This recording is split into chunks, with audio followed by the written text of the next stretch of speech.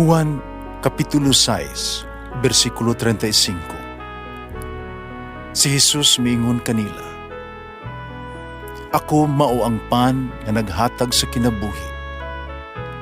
Ang muari kanako dili nagayod gutomon, ug ang mutuo kanako dili nagayod uhawon." Ang mga puno Pan sa kinabuhi. maglikon unta sa mong pagtuo o gagaka kami sa pagtuman sa imong mahal nga kasuguan.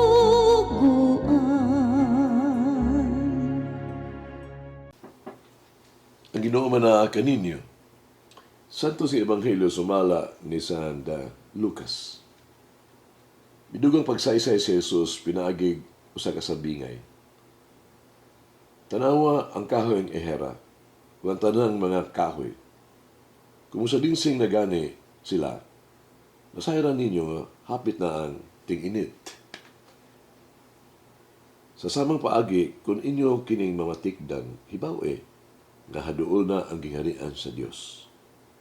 Kasi pag tinuod, ingnan ko kamo, nga dili mahanaw kining kaliwatana, karon hangtod nga dili matuman ang tanan. Mahanaw ang langit ug yuta, pandili mahanaw, makawang ang ako ang mga pulong. Ang Ebanghelyo sa Ginoo. Pasalamati ang Ginoo kay siya maayo, ang iyang gugma mulungtad hangtod sa kahangturan. Pasalamati ang Diyos sa tanang mga Diyos, ang iyang gugma malungtaron. Pasalamati ang Ginoo sa mga Ginoo, ang iyang gugma balungtaron.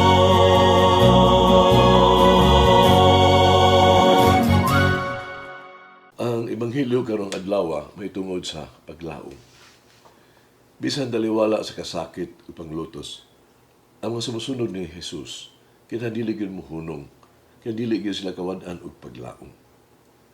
Bisan daliwala sa mga pagsulay, mga sumusunod ni Jesus, kinahanglan pagbilang yung lig-on sila pagtuo. Kinahanglan dili sila magduha-duha. Kinahanglan silang maningkamot o mulakutay. Kinahanglan magpadayon sila pagbaling lig-on. Ang uba mga nasod, adunay upat ka mga panahon. Ang mga kahoy sama sa kahoy ng ehera, no?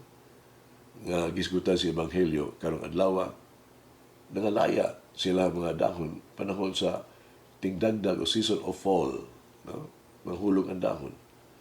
Mao kana ang season of fall, gitawag usab nga tingdagdag o nahulog lang ang dahon, nangalaya.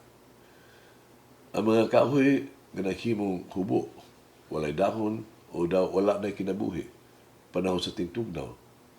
Sa panahon sa ting pamulak, ang mga putot mugitin o mubuto nga murag ang maong kahoy, mga kahoy bibangon gikan sa halawong nga taas nga pagkatulog. Ug sa panahon sa ting-init, sila mamulak. Si Jesus nag-isugyot ang tudlo usa ka leksyon gikan sa cycle of life in the seasons. Ang leksyon mao ang paglaom. Ang tigpamulak ay simbolo sa paglaom. Ang kinabuhi sa mga kahoy nagsugod pag-usab sa panahon sa tingbulak ug ang ting-init ang representa sa katapusan nga panahon. Karon tingali makasinati kita og taas nga panahon sa kangit-ngit apan kinahanglan nga dili kita wad-an og paglaom. Kinahanglan nga dili kita kawad-an sa kadasig.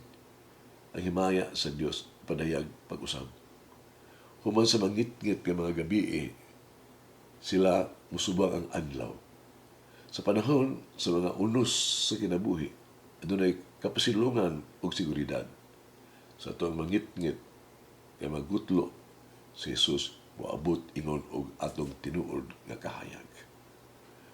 Sa atong kapoy ug lisod nga pagpanaw, si Jesus naglakaw uban kanato ug nagiya kanato sa dalan.